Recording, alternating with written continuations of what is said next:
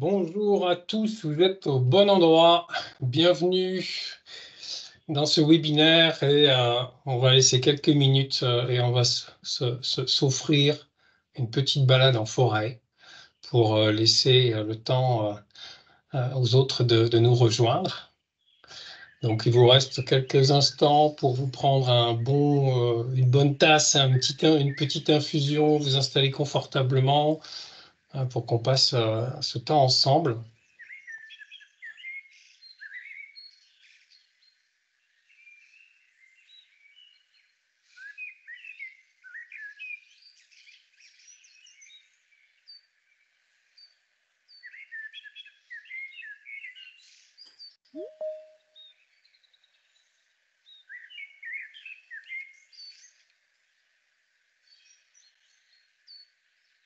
Voilà, bienvenue à ceux qui continuent d'arriver.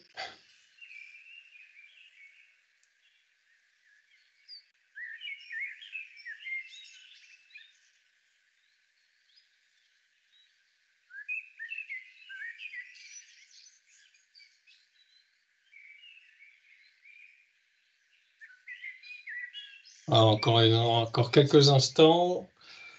C'est aussi l'occasion de respirer un petit peu. On va passer ce temps donc, qui se veut aussi en lui-même apprenant, mais aussi régénératif. Pourquoi pas?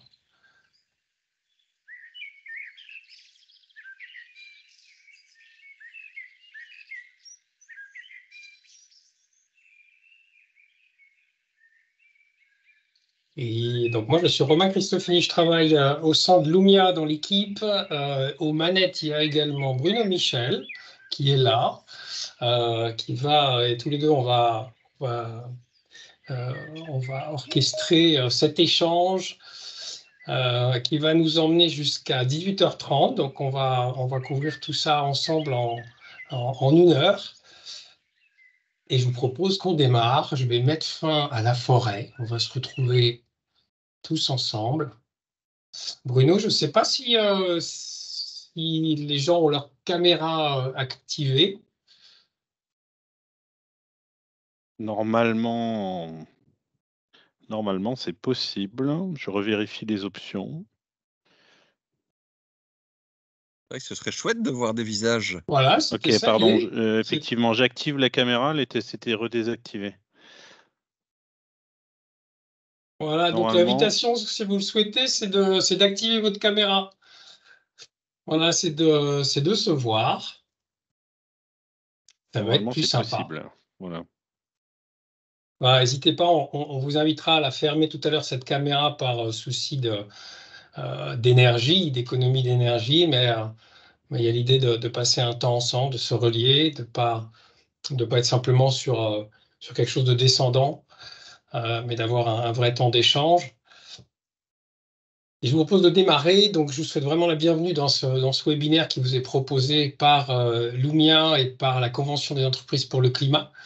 Donc, c'est un webinaire que nous avons voulu ouvert à tous, bien sûr, avec peut-être une attention particulière à toutes celles et ceux qui aujourd'hui participent aux différentes conventions des entreprises pour le climat. Donc, bienvenue à tous les dirigeants qui ont fait ou qui sont en train de faire ce parcours. Bienvenue à leur Planet Champion. Bienvenue au COFA. Voilà, on espère que ce webinaire, ça va vraiment vous nourrir. Et donc, on a voulu ce webinaire à l'occasion de la sortie d'une grande étude qui nous a occupé Lumia pendant un peu plus d'1 an. Donc, une étude, on vous remettra le lien. C'est une étude dont vous pouvez télécharger l'intégralité du rapport sur notre site. Donc, quand vous aurez le lien, on pourrait le faire. Tout ça est mis à disposition gratuitement. Et pour ceux qui n'y connaissent pas Lumia, nous sommes un centre de recherche et de formation qui est dédié à l'entreprise régénérative. Et donc, on pense effectivement que ça, c'est, comme je vous le disais, une grosse étude que l'on a sortie vraiment très, très récemment. Donc, c'est l'occasion pour nous de vous en partager les grandes lignes, d'avoir un échange autour de ça. Et puis, je dirais que par rapport au contexte, par rapport à ce début d'année, on pense que cette étude, elle vient aussi à point nommé parce que il y a encore des choses à solidifier, à nourrir dans les concepts de la régénération. Tout n'est pas encore écrit. On sent aussi qu'il y a des velléités de récupération ou de détournement un petit peu de ces concepts, notamment par certaines entreprises peu regardantes sur la dimension scientifique et sur vraiment ce que revêt la régénération. Donc voilà, c'est le bon moment. Et donc ce soir, pour en parler, on accueille deux personnes. On accueille Éric Duverger, qui est par là, vous allez le revoir, il est dans la mosaïque, mais surtout vous l'entendrez tout à l'heure. Donc Éric est le fondateur de la Convention des entreprises pour le climat. Et donc il interviendra tout à l'heure après la présentation donc, de notre autre intervenant qui est Christophe Simpels, qui est le directeur général de Lumia. Et donc il va nous faire un bref exposé d'un certain nombre de choses qui ressortent de cette étude. Hein. On ne peut pas tout couvrir, évidemment, en un quart d'heure, 20 minutes. On vous renverra au document, mais allez quand même sur les notions les plus importantes. Donc voilà, c'est ça le menu. Un exposé de Christophe, un temps d'échange avec Éric et Christophe, et puis on se réservera un quart d'heure, 20 minutes de questions-réponses. Donc ça sera vraiment l'occasion où vous pouvez, au fil de l'eau, utiliser le bouton Q&A. Vous avez un bouton dans la barre de menu à côté de conversation et on vous invite vraiment à noter vos questions au fil de l'eau. Et ce bouton-là nous permettra comme ça à la fin du webinaire, dans la dernière partie, d'aller vers les questions qui sont les plus plébiscitées. Et puis dans l'hypothèse fort probable où nos intervenants ne pourront pas répondre à tout ça, à toutes ces questions, eh ben on essaiera pourquoi pas par la suite d'y répondre et de vous en diffuser quelques éléments de réponse. Donc voilà pour poser le décor. Moi je vous propose qu'on y aille, hein, qu'on démarre. Et peut-être que pour démarrer, un moment comme ça qui est dédié à la régénération, je vous propose juste de prendre un temps pour vous regarder, pour qu'on se découvre. Voilà, juste qu'on prenne le temps de se relier les uns les autres. On va parler de régénération, et dans cette régénération, il y a une dimension humaine, il y a une dimension du lien. Et peut-être que aussi, si vous ne l'avez pas fait aujourd'hui, c'est l'occasion de céder la parole à Christophe. C'est peut-être l'occasion de poser une, allez, deux, ou allez, on va dire 3 respirations conscientes. Juste pour revenir à vous. Voilà, une respiration un peu plus profonde pour renforcer votre présence.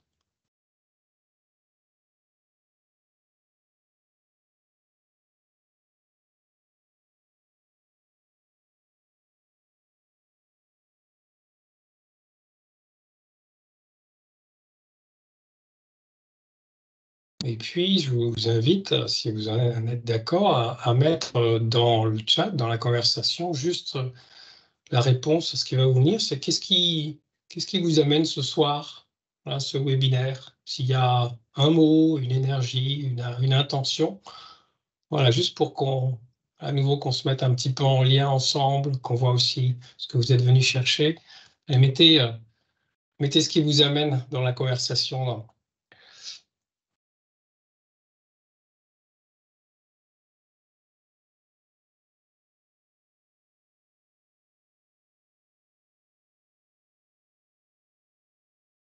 Merci. Découverte, inspiration, beaucoup d'inspiration. OK. On va inspirer, on va expirer aussi. Nouveau paradigme. Se relier.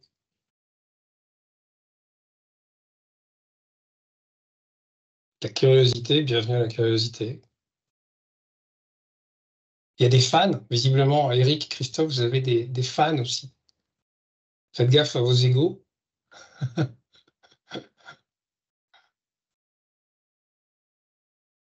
Partage, OK, super. Ouais, explorer.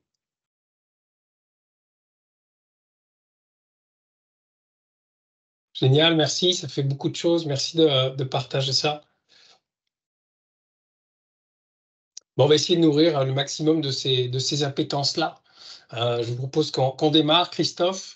Donc Christophe Simpels, qui a vraiment été le grand maître artisan de cette étude. Toute l'équipe Lumia a travaillé dessus, mais c'est vraiment Christophe qui a mis beaucoup de son cœur et un bout de son âme pour synthétiser et produire cette belle étude. Donc Christophe, je te laisse la parole. Tu as un petit peu moins de 20 minutes. Et donc je vous invite Maintenant, si vous êtes d'accord pour tous ceux qui sont là, à éteindre vos caméras.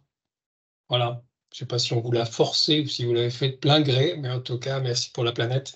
Et Christophe, c'est à toi. Merci beaucoup Romain. Écoutez, très heureux d'être avec vous, très heureux de passer ce moment avec vous. Alors, il m'est donné 20 minutes pour vous présenter, résumer, extraire un contenu qu'on a voulu le plus riche possible, hein, un document de 180 pages. Donc, forcément, c'est un exercice qui va me frustrer, qui va probablement vous frustrer un petit peu aussi. Le contenu fin et intégral de l'étude, comme Romain l'a dit, est disponible sur notre site Internet. Alors peut-être déjà vous dire pourquoi on a voulu faire cette étude. On a voulu faire cette étude parce que nous considérons que le régénératif est aujourd'hui non seulement extraordinairement nécessaire, mais qu'il est, il est émergent. Il est émergent, il est instable dans ses concepts. Hein, la notion même de régénératif soulève de nombreuses questions. Qu'est-ce que ça veut dire?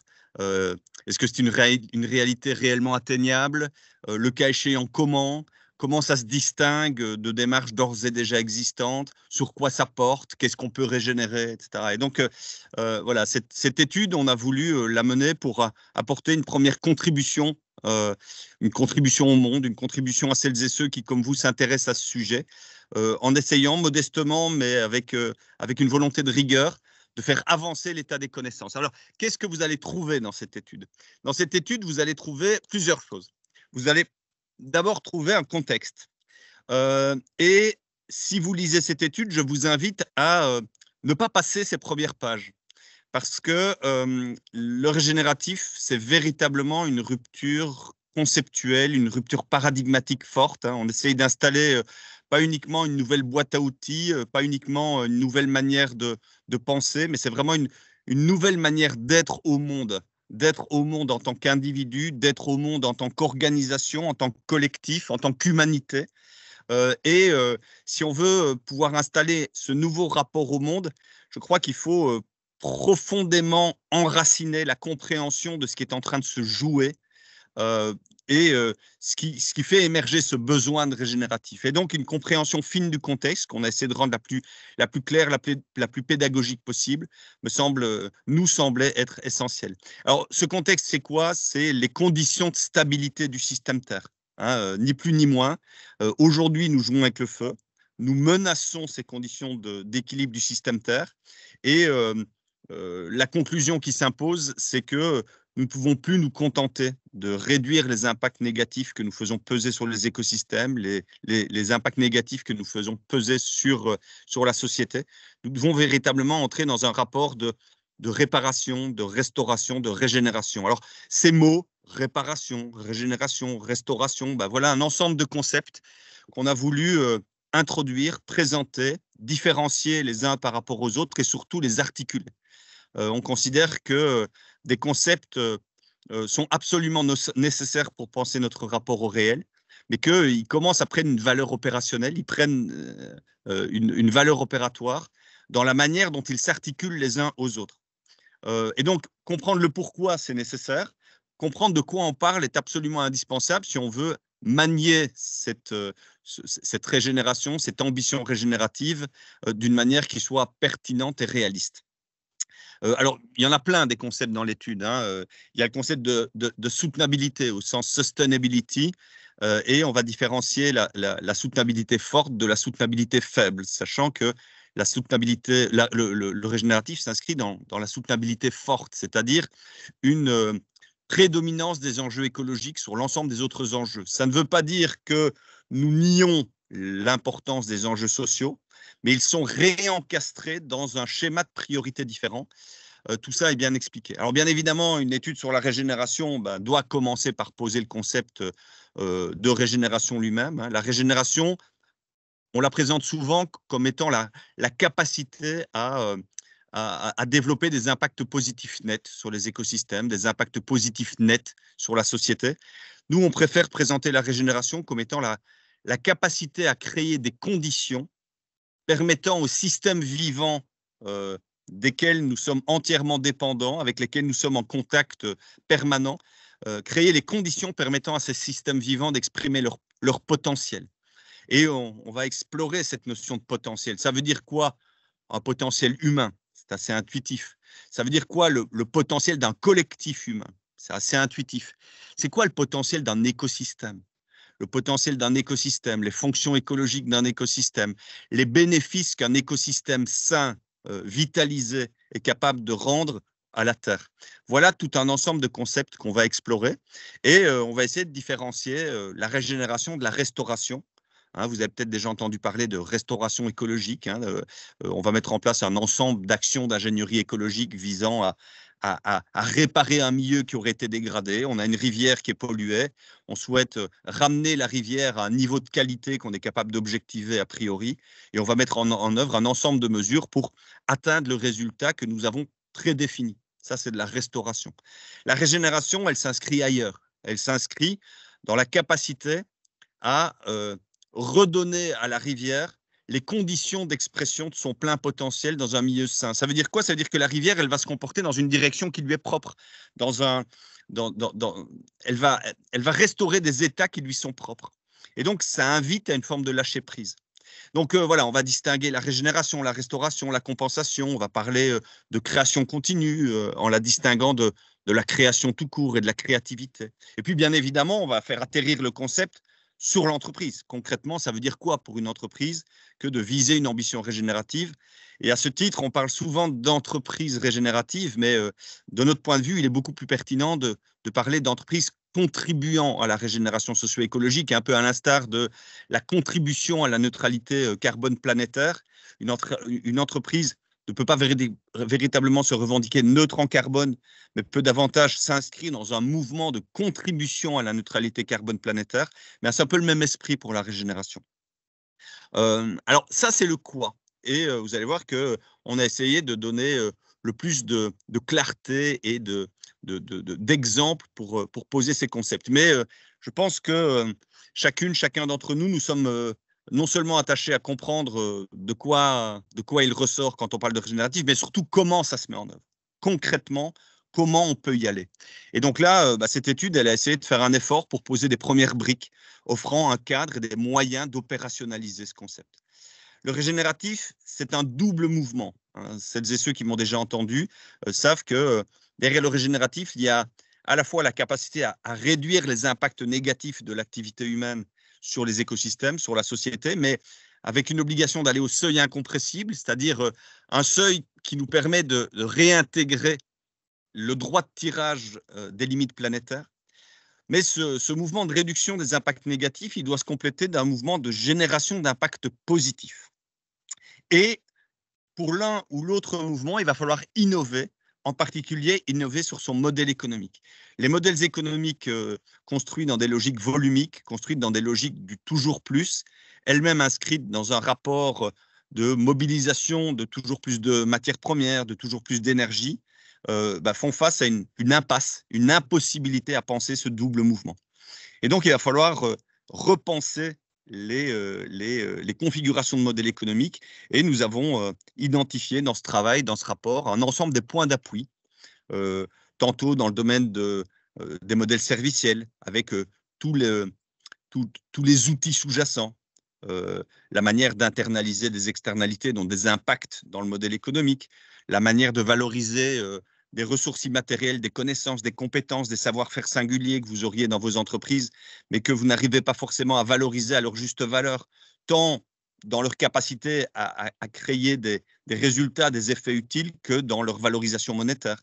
Voilà, tous ces sujets, les modèles économiques à impact, les modèles économiques basse intensité matière, basse intensité énergie, les modèles économiques de plateforme, toutes ces innovations, ces ingrédients d'innovation sont détaillés dans le rapport.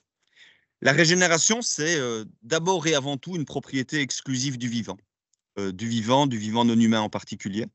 Et donc, si une entreprise veut s'engager vers la régénération, elle va devoir se reconnecter au vivant, se reconnecter aux écosystèmes. Alors ça, c'est intuitif, hein, c'est vite dit quand on est une entreprise qui est en prise directe avec les écosystèmes, une exploitation agricole, on voit comment ça atterrit. Par contre, quand on est une entreprise industrielle, quand on est une entreprise de service, c'est beaucoup plus abstrait. Et donc là aussi, on a essayé d'identifier, en fonction du type d'entreprise, on a essayé d'identifier comment, quelle que soit la nature de l'activité de l'entreprise, eh bien l'entreprise pouvait se reconnecter au vivant. Et puis, on a essayé également d'opérationnaliser ce concept d'entreprise régénérative, à savoir à travers un ensemble de principes. Hein. Et si je zoome sur certains de ces principes, il y en a 11. Alors 11 qui mériteraient chacun un long développement, et à nouveau, le document les détaille à l'envi et les illustre de manière systématique. Il y a peut-être un principe 8 que j'ai rarement exprimé dans mes prises de parole, et qui pourtant est très très important parce qu'il est un peu une des marques de fabrique du régénératif, c'est la capacité à créer des relations réciproques et coévolutives. Ça veut dire quoi concrètement? Ça veut dire qu'on va chercher à faire en sorte que l'entreprise et la bonne santé de l'entreprise coévoluent avec la bonne santé des milieux dans lesquels cette entreprise se situe, des milieux écologiques, des milieux sociaux. Dit autrement, si je fais du bien aux écosystèmes qui m'entourent, si je fais du bien aux parties prenantes avec lesquelles je travaille, les parties prenantes internes et les parties prenantes externes, en retour, je vais améliorer la santé de ma propre organisation. Et ça, c'est peut-être un élément différenciateur fort des approches de régénération comparativement à des approches de compensation. Quand vous faites une compensation carbone, par exemple une compensation biodiversité, en finançant un projet de reforestation à l'autre bout du monde, au-delà de la transaction financière, il n'y a pas vraiment un retour vers l'entreprise, une dynamique de coévolution qui va entraîner l'entreprise dans une dynamique de transformation. Avec la régénération, on va chercher à mettre en œuvre ces dynamiques. Donc voilà, tous ces principes sont dûment illustrés. Et puis, un élément qui est très très important, je vous le disais, il y a un vrai besoin de faire évoluer les modèles économiques. Alors, peut-être les grands enseignements, c'est quoi? D'abord, il n'existe pas un modèle économique à visée régénérative. Mais pour rendre viables des trajectoires de transformation d'entreprises vers le régénératif, il va falloir construire des modèles économiques diversifiés, il va falloir hybrider un ensemble d'ingrédients d'innovation dans son modèle économique pour faire tenir la prise en charge de nouvelles sources de valeur, qui ne sont pas des sources de valeur à destination des clients, qui ne sont pas des sources de valeur à destination des parties prenantes financières qu'il va falloir classiquement rétribuer, mais qui sont des parties prenantes non humaines, des parties prenantes territoriales. Et donc, il va falloir hybrider les modèles économiques, hybrider des ingrédients pour pouvoir répondre à ces nouvelles injonctions. Les modèles économiques à visée régénérative sont des modèles économiques qui sont beaucoup plus ouverts aux parties prenantes. Si vous êtes une entreprise textile, par exemple, eh bien, la régénération, elle vous impose d'aller voir ce qui se passe dans votre chaîne de valeur, dans les filières. Car derrière une fibre textile, en tout cas sous condition que cette fibre est une fibre naturelle, eh bien, se cache un écosystème agricole, se cache une exploitation agricole, se cache un producteur agricole. Et c'est avec lui que va commencer un travail en faveur de la régénération.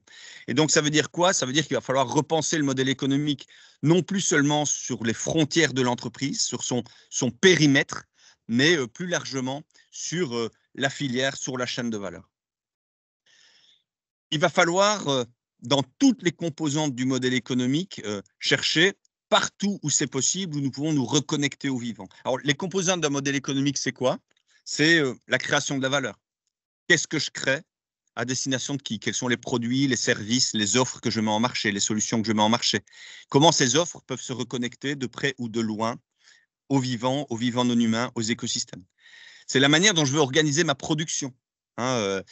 Exemple, si je mobilise de l'eau, eh bien, je peux soit gérer mes eaux usées par des processus physico-chimiques, et je m'appuie peu sur des processus biologiques, je vais avoir recours à de la chimie, je vais avoir recours à des filtres, et donc à de la pression, et donc à de l'énergie, ou je peux m'appuyer sur les capacités épuratoires de milieux naturels, pour peu que je revoie le type de contaminants que j'envoie dans mes eaux usées, de manière à ce que les milieux naturels soient en capacité de les traiter. Et là, je me reconnecte sur la production. Je peux me reconnecter par ma chaîne de valeur.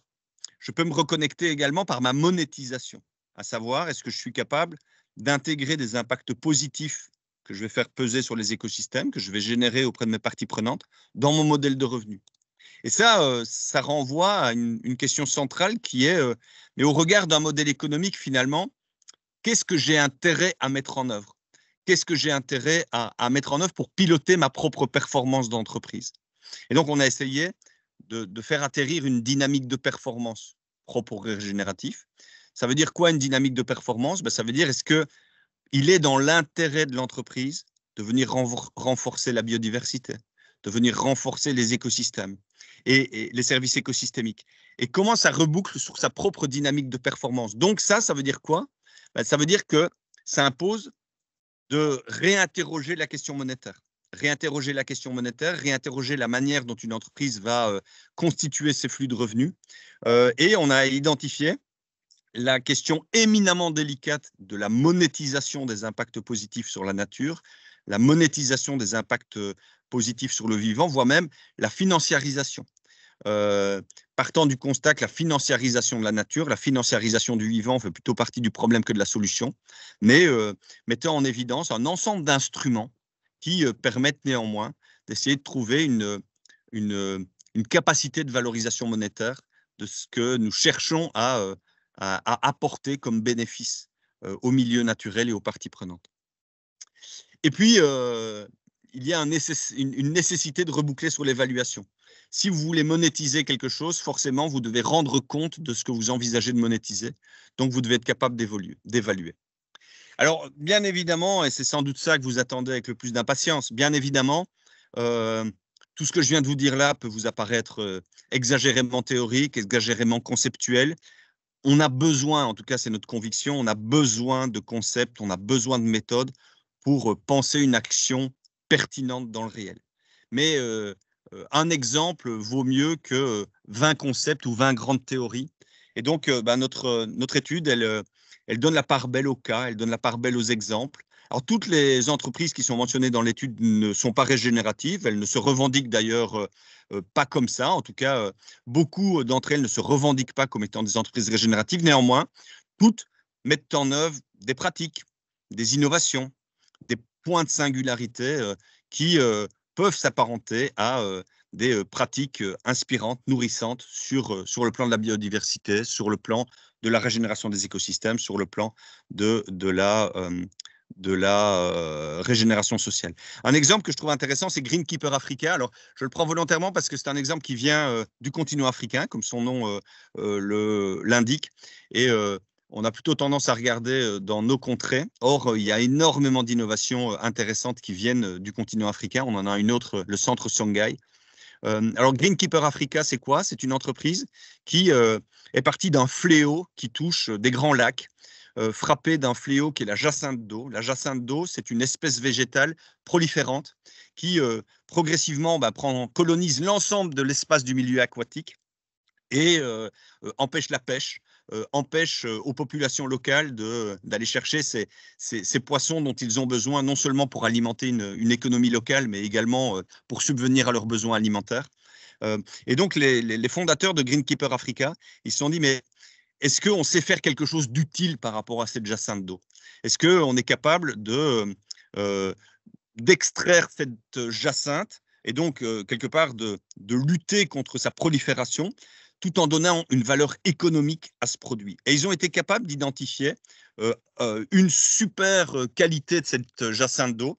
C'est un très grand pouvoir absorbant quand il est transformé via un processus qu'ils ont développé. Et donc, ils ont développé en fait des outils de lutte contre la pollution au départ du pouvoir absorbant de la jacinthe. Concrètement, ça veut dire quoi? Ça veut dire que si demain, il y a une catastrophe naturelle dans un milieu, un super tanker qui va perdre une partie de sa cargaison de pétrole, de fuel lourd en mer, eh bien, les produits qui vont être développés par Greenkeeper Africa vont pouvoir être mobilisés pour contenir cette pollution, pour absorber la pollution du milieu naturel qu'elle pourrait souiller, abîmer, dégrader. Et ce qui est intéressant, c'est qu'en fait, cette entreprise, elle fait véritablement de la régénération carrée. D'abord, elle offre aux populations locales et aux femmes en particulier la capacité de développer un revenu en devenant des collecteurs, des collecteuses de cette jacinthe et en allant arracher cette plante proliférante pour à nouveau restaurer, régénérer ce milieu aquatique qui, je vous le disais, est colonisé par cette espèce proliférante. Et donc, revenus, participation à un travail de régénération communautaire, restitution du milieu aquatique pour les ensembles d'usages vivriers, et puis transformation de ce produit, transformation de cette matière en un produit qui lui-même va être utile à la réduction d'impact négatif dans les milieux consécutifs à des pollutions. Et donc, on voit qu'il y a vraiment une chaîne très, très intéressante qui se met en œuvre. Donc, voilà un cas intéressant. Alors, il y en a tout plein d'autres, hein. Il y a des exemples dans le domaine industriel avec Pocheco, il y a des exemples dans le domaine des services avec la Fabrique à Feuilles, qui d'ailleurs a fait la CEC, une entreprise numérique telle que Regen Network, des entreprises d'assurance, avec AXA Climate, avec les assurances récoltes. Voilà, il y a toute une série d'initiatives qui vous seront proposées. Alors, bien évidemment, une étude, elle fait toujours des choix. Elle fait toujours des choix et elle n'est jamais exempte de limites. On a essayé de travailler de la manière la plus robuste qui soit, la plus rigoureuse qui soit, mais il y a des limites dans notre travail, il y a des angles morts, il y a de très nombreuses questions qui doivent encore être posées. Et je pense qu'une des grandes limites, elle renvoie à une conviction extrêmement forte que nous avons au sein de Lumia, et je pense que c'est une conviction qui est très fortement partagée par la CEC, c'est le besoin absolu de ne pas cantonner ces grands mouvements de transformation à des approches techniques. Ce que peut-être la RSE a fait beaucoup. Elle a dit finalement la RSE, c'est un ensemble de mesures techniques renvoyant aux achats, renvoyant à la conception des produits, renvoyant au processus de production qu'il faut pouvoir adresser. Notre expérience d'accompagnement d'entreprise nous montre que les dirigeants, les dirigeantes, les personnes en entreprise sont les facteurs limitants de l'entreprise. Ils sont à la fois les moteurs, ils sont à trois fois le fuel, le carburant, mais aussi les facteurs limitants. Et qu'est-ce qui va limiter? Les croyances, les systèmes de normes, les modes de pensée, les modes de fonctionnement, les représentations du succès, de ce qui font de la réussite entrepreneuriale.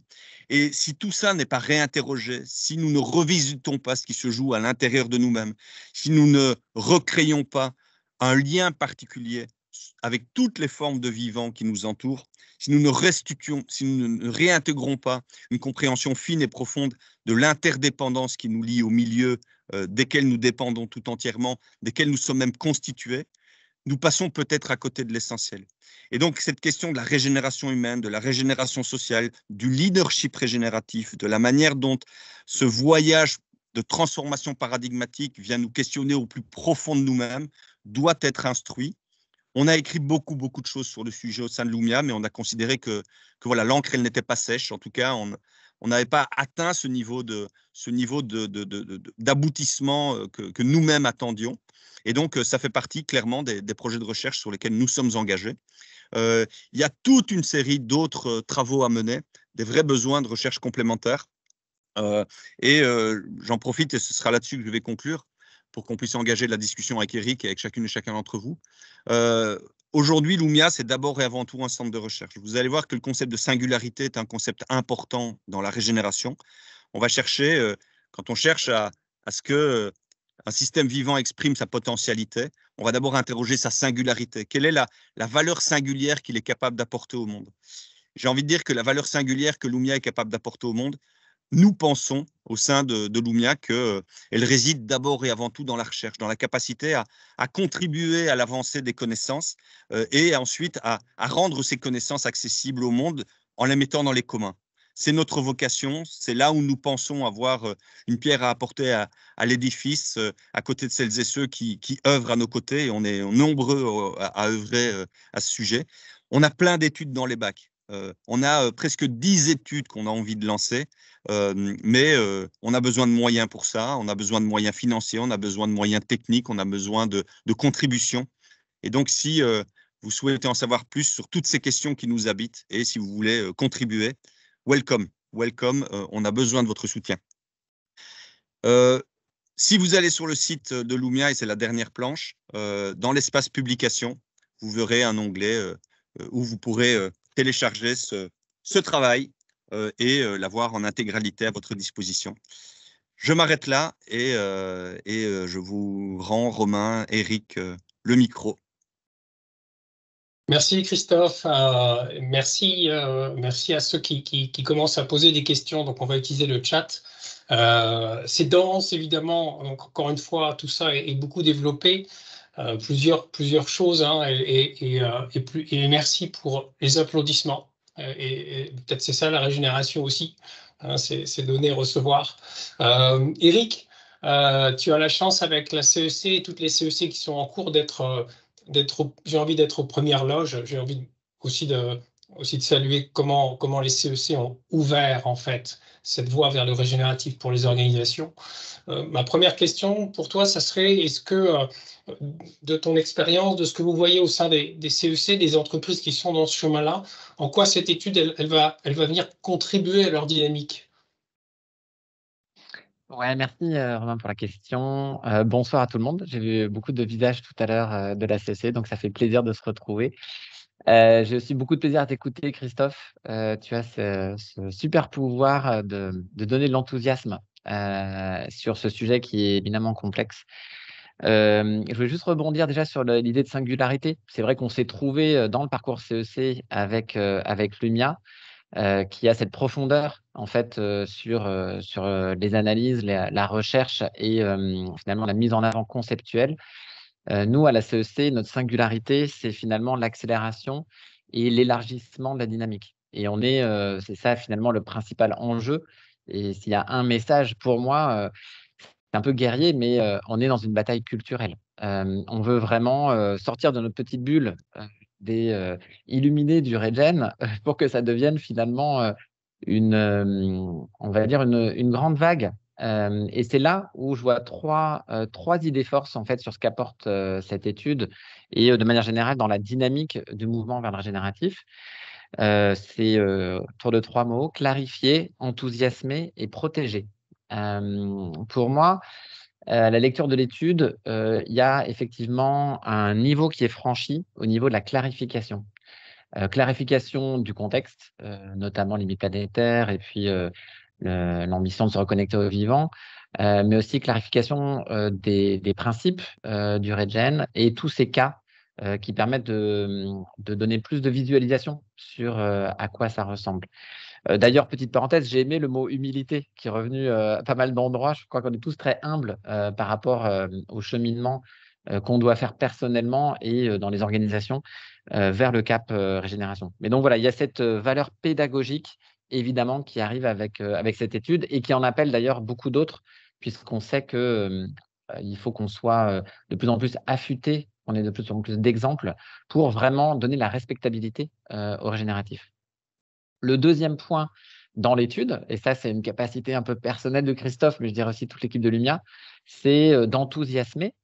C'est vrai qu'il faut beaucoup d'énergie pour faire ce qu'on essaye de faire. Et là, je rends hommage aux dirigeants d'entreprise de la CEC et tous les autres qui s'engagent sur ce chemin-là. C'est plus simple de continuer sur le business as usual.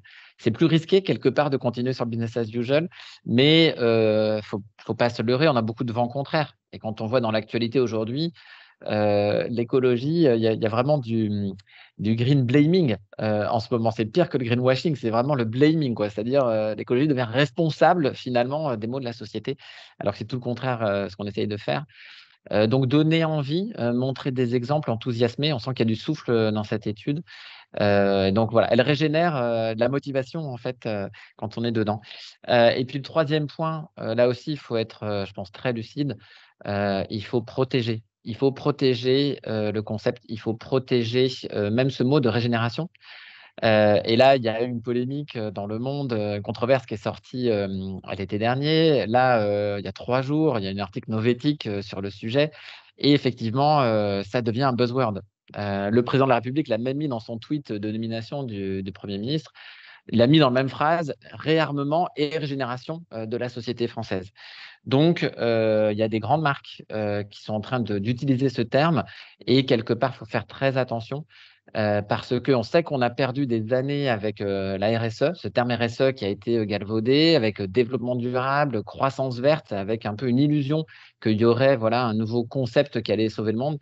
Et en fait, personnellement, je suis convaincu que le mot régénération, le concept de régénération peut sauver le monde, mais pas s'il est galvaudé et s'il se fait attraper en fait voilà, par des marques ou des acteurs qui n'ont pas compris sa profondeur. Donc voilà, on a cette responsabilité collective de le faire vivre, ce concept, et de le protéger. Merci. Et quand tu évoques cette grande vague à laquelle on aspire, pardon, et on est nombreux peut-être à aspirer, qu'est-ce qui lui manque déjà? Est-ce que cette étude, elle amène quelque chose aux éléments qui permettraient de cette grande vague? Et puis, toi qui as aussi un regard un petit peu plus macro, qui est en contact avec beaucoup à des niveaux institutionnels, est-ce que l'étude peut aider à bouger les lignes? Et qu'est-ce qui manque d'autre, hein, et notamment en référence avec ce que tu évoques sur ces risques de détournement sémantique, hein, et de vider aussi les concepts de leur substance.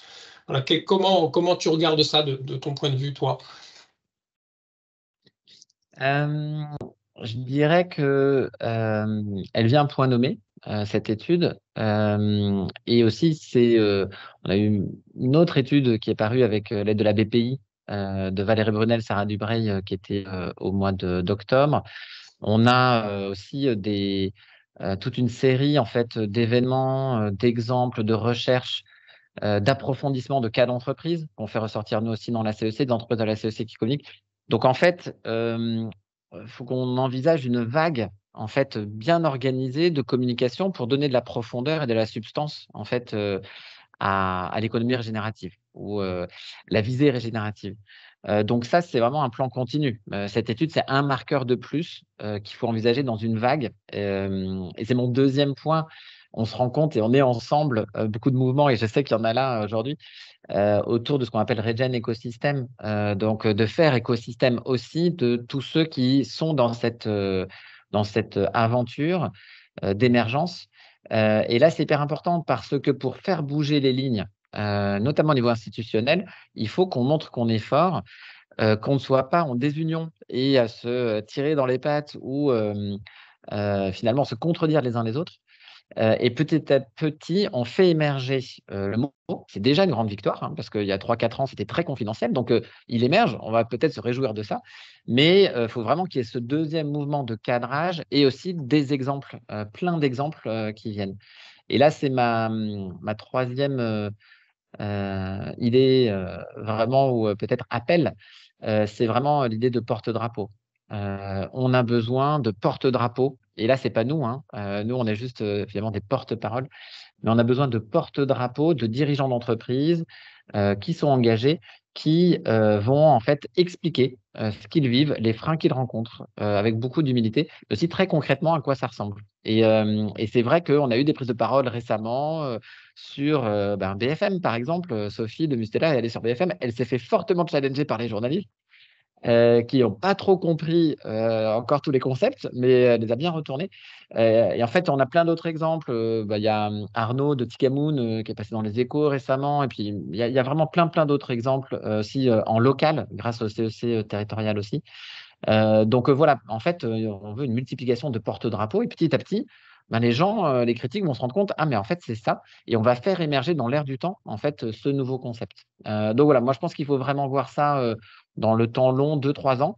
Et si on continue comme ça, cette émergence, on n'est pas à l'abri d'une bonne surprise. Ok, donc de la cohérence des acteurs et puis ces porte-drapeaux que tu appelles.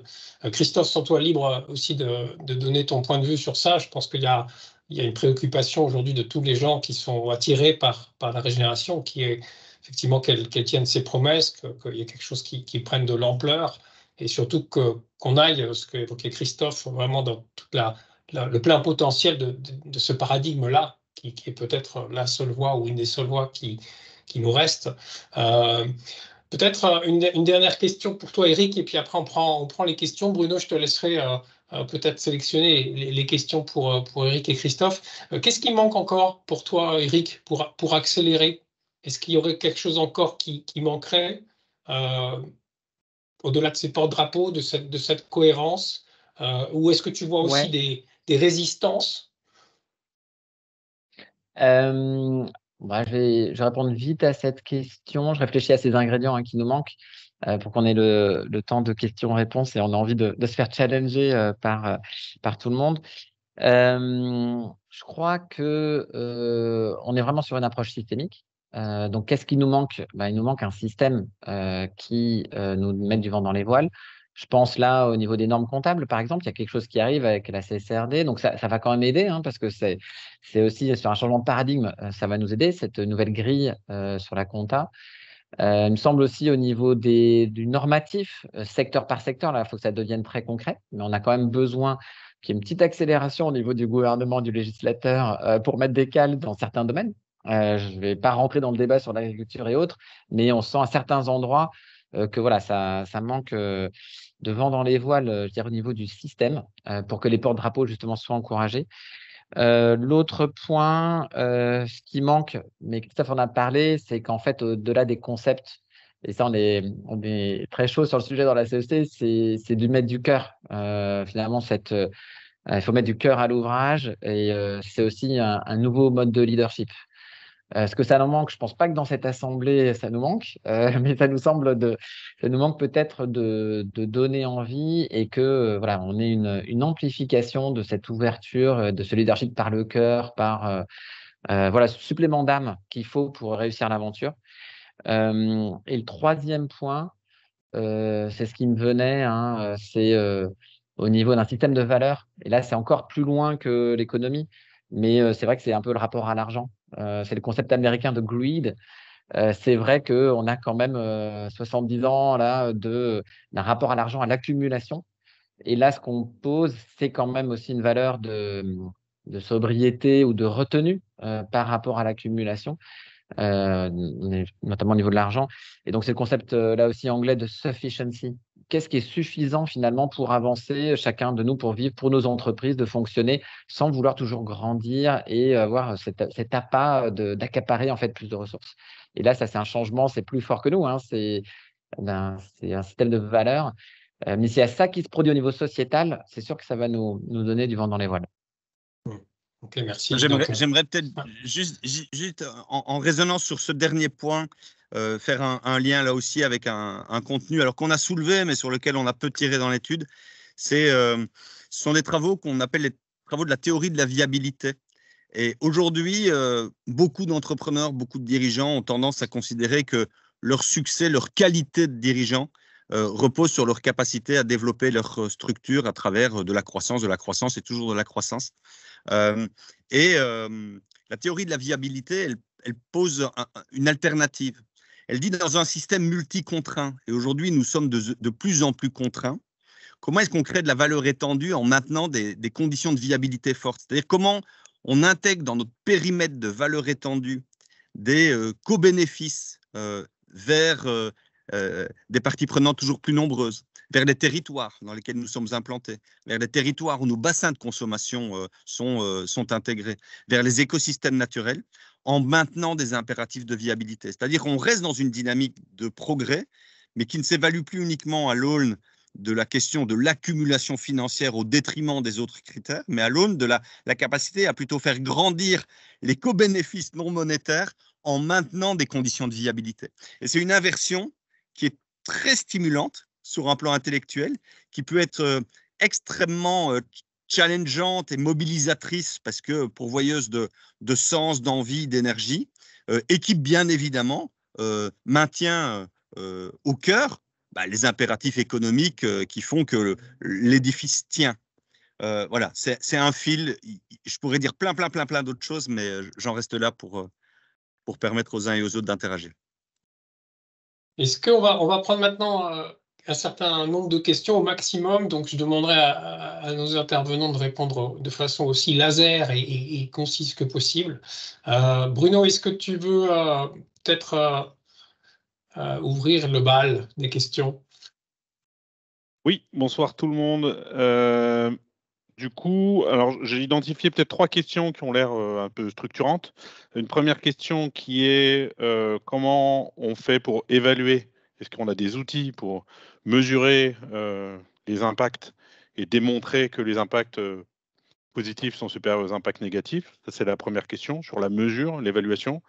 La deuxième question, c'est est-ce que vis-à-vis de cette polémique autour de l'utilisation du mot régénératif, etc., est-ce qu'il est question d'aller vers un cadre normalisé, de partir sur une démarche de normalisation?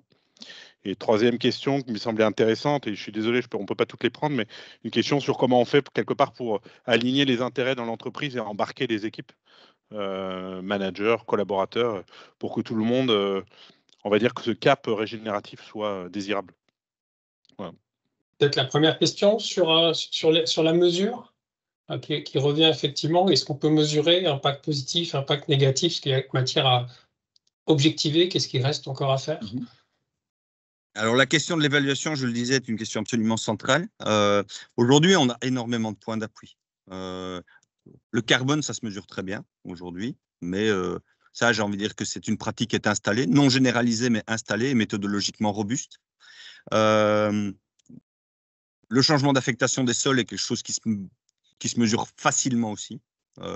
Dès qu'on est un peu aguerri aux données statistiques qui sont disponibles et aux tables de conversion entre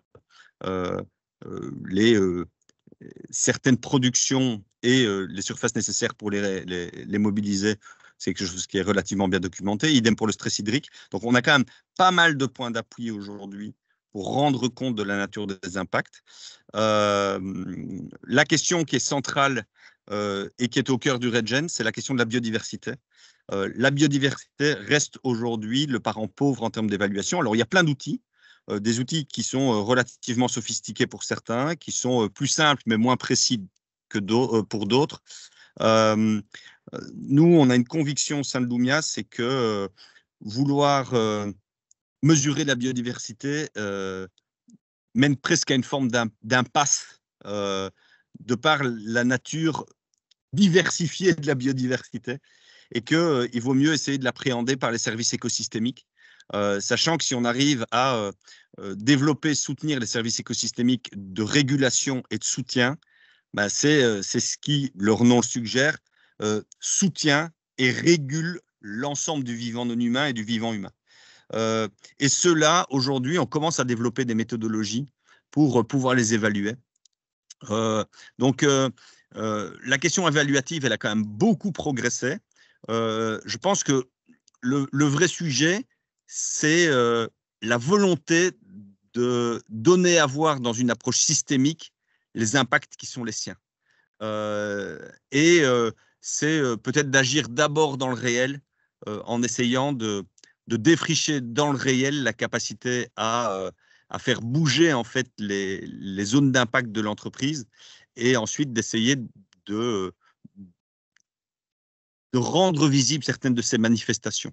Donc, il y a beaucoup de choses qui existent, et il y a probablement aussi, et c'est le dernier point, je pense qu'il y a aussi un verre dans la pomme avec l'évaluation.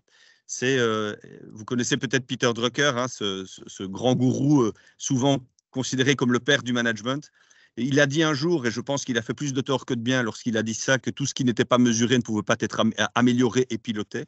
Je pense que c'est faux. Aujourd'hui, on sait rendre manifeste un ensemble d'actions positives et vertueuses. Il suffit d'aller dans le langage du cœur et de regarder.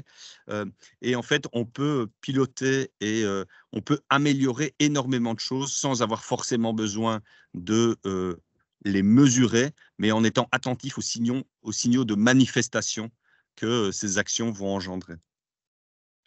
Merci, Eric. Sur l'impact. Je vais sur la deuxième question en rebond, parce que je ne fais pas mieux que Christophe sur la première question, mais je crois que c'est lié en fait sur l'envie de normaliser. C'est vrai qu'on rêve. Quand on a un esprit très cartésien, rationnel à l'européenne, on rêve d'avoir finalement des normes, normes comptables, mais avoir des normes en fait qui vont permettre de paramétriser l'entreprise régénérative et de dire voilà ceux qui y sont pas, ceux qui y sont proches, ceux qui y sont, et petit à petit imaginer aussi des systèmes fiscaux pour faire une accélération.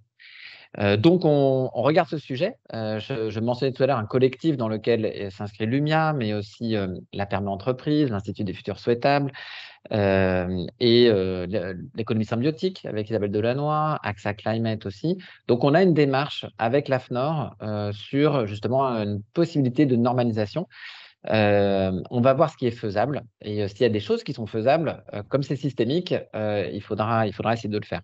Après, on est effectivement sur quelque chose aussi du domaine, comme tu dis Christophe, parfois qui n'est pas forcément mesurable, sur aussi un niveau de discernement, comment les décisions sont prises aujourd'hui. Et voilà, moi j'ai travaillé chez Michelin pendant des années.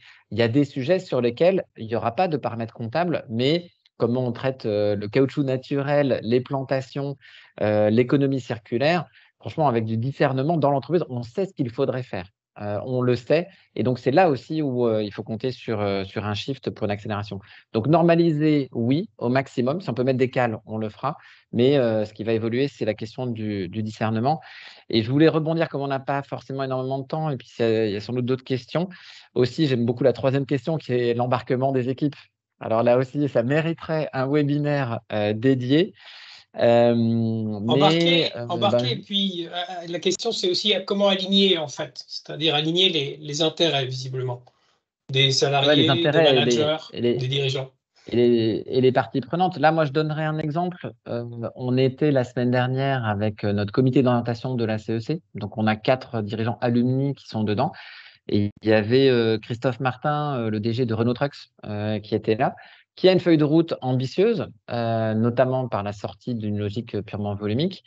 Et en fait, il suffit de l'écouter pour dire que par rapport à sa chaîne de valeur, ses distributeurs, ses fournisseurs et surtout à l'interne, depuis qu'il a présenté sa feuille de route, cette visée alors vers le minimum incompressible, parce qu'il fabrique des camions, mais en tout cas régénérative, il y a un taux d'engagement dans son entreprise qui est le plus fort de tout son groupe au niveau mondial.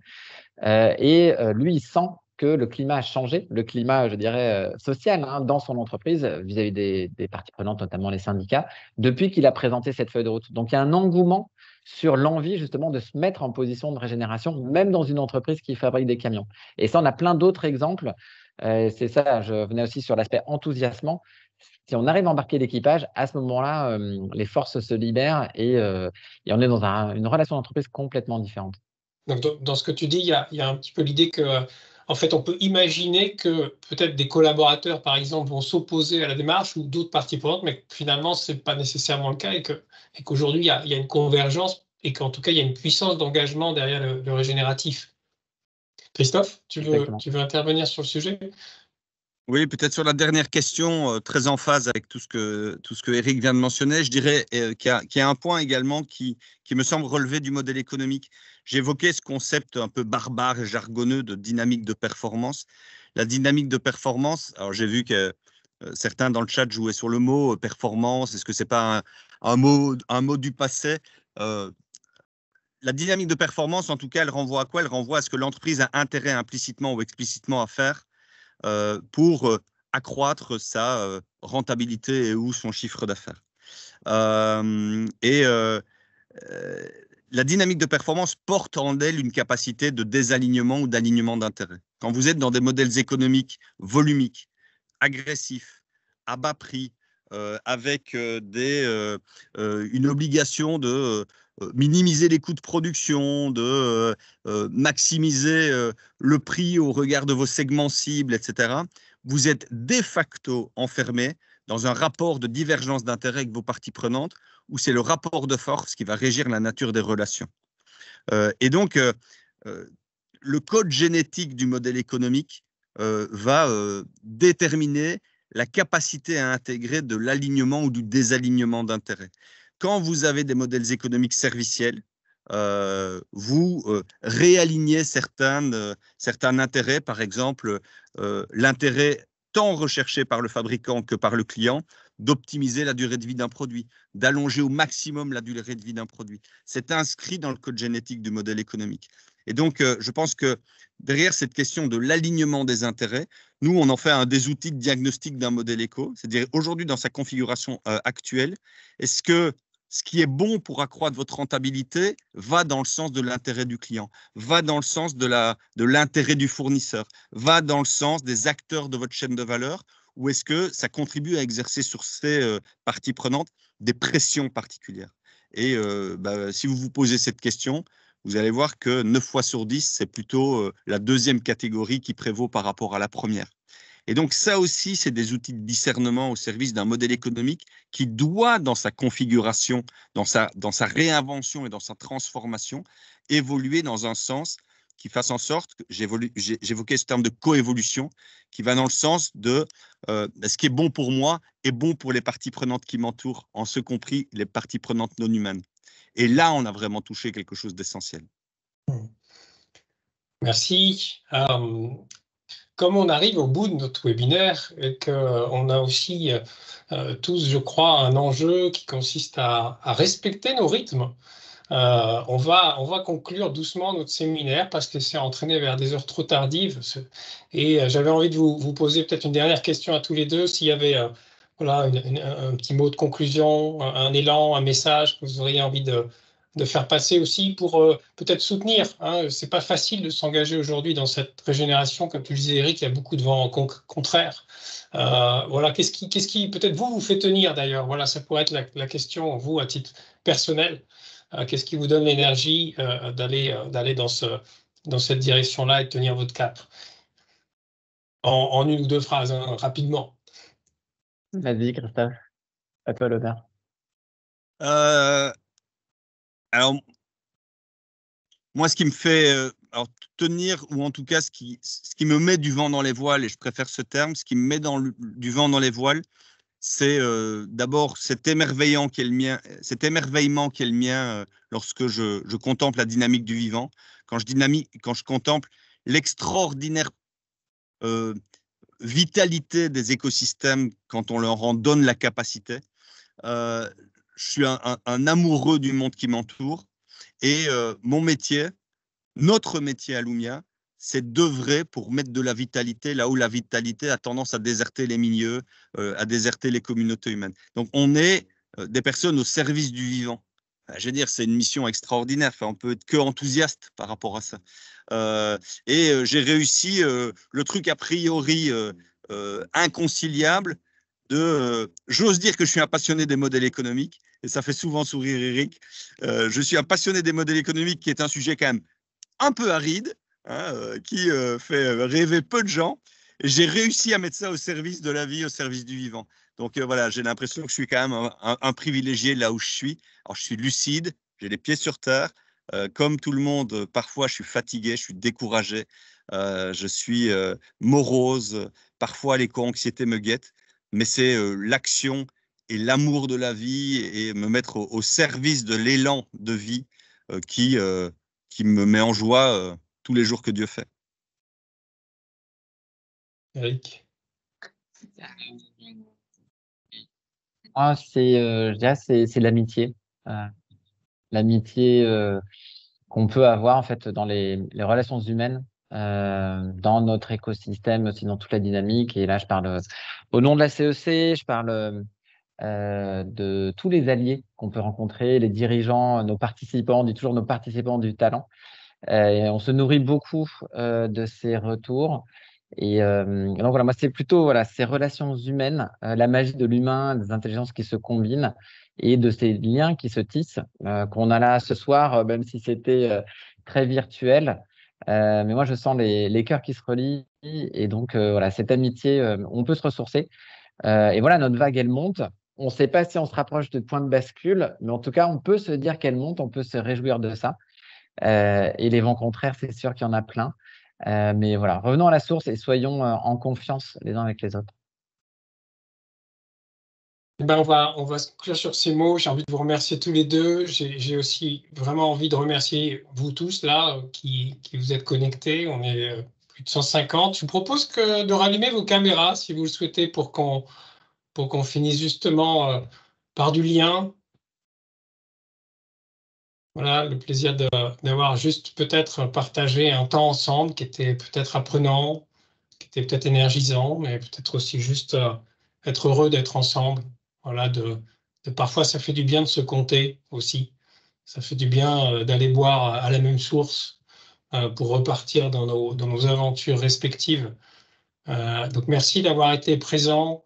Moi, j'ai envie de parler aussi de notre petite équipe et puis peut-être de la CEC, de dire que je pense que tous ceux qui œuvrent aujourd'hui ont besoin d'énergie. Donc voilà, donnons-nous de l'énergie, faisons-la circuler. Et puis, si vous en êtes d'accord, peut-être mettre un petit mot, et puis on lira tous ensemble et on pourra s'évaporer ensuite. Un petit mot sur voilà, qu'est-ce que ça, ce temps ensemble, qu'est-ce que ça a créé en vous? Est-ce que ça a nourri quelque chose? Est-ce qu'il y aurait un mot voilà, pour qualifier comment vous repartez de ce temps de connexion? Et peut-être qu'on en fera d'autres. Peut-être que ça sera une façon aussi de faire grandir notre communauté.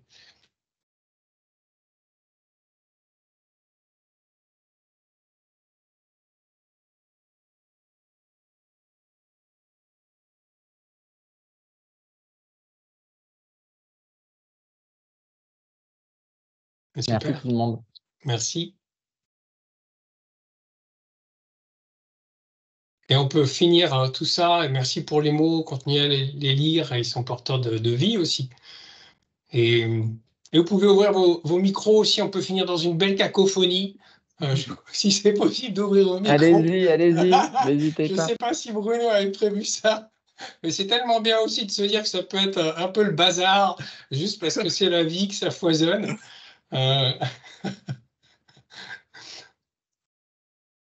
Et si c'est possible, et sinon ça peut être un grand... Les micros sont ouverts normalement. Voilà. Merci à tous.